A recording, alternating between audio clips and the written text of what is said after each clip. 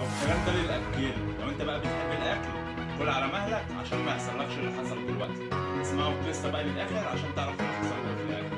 إذا قمت بابتلاع بذور البطيخ هناك أشخاص ايوه والنبي عرفني، لان انا مدمن اكل بطيخ بصراحه. يعني ايه اللي يحصل بقى لو انا اكلت بذر بطيخ؟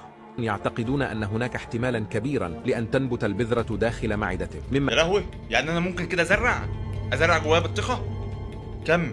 يعني نمو بطيخة داخل جسمك. ومن الواضح أن هذا ليس صحيحا، لأن الحمض الموجود في المعدة سيتمكن من إذابة البذرة قبل أن تكون لها فرصة للنمو داخلك. روح يا شيخ طمنتني، ربنا يسترها معاك. الحمد لله، يعني كده البذره مش هتنمو. ماشي، الحمد لله. كم؟ ولكن كانت هناك حالة لأحد الأشخاص الذي قام بابتلاع حبة بازلاء، والتي ابتلع حبه بازلاء ازاي؟ يعني بسله يعني قصدي؟ طب ما احنا بناكل كلنا بسل. يعني هو انت تفتكر يعني هي ما نزلتش في المكان المصلحه الصح وخدت اتجاه مخالف؟ يعني بدل ما تاخد العبور خدت اتجاه صلاح سالم. انا مش فاهم، يعني انت قصدك انها ما نزلتش في المصلحه، راحت في حته تانية بدل ما تتهضم تزرعك.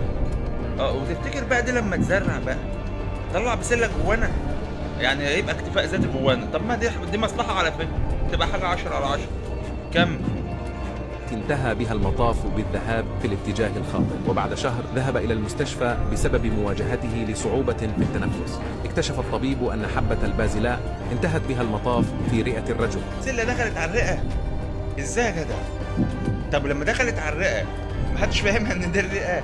ولأن الرئة دافئة ورطبة ولا يوجد بها أحماض المعدة، كانت قادرة على النمو والتحول إلى نبتة.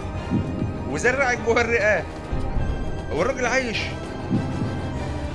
انا مش عارف. كم؟ وهذا غالبا ينتج عن السرعة في الأكل.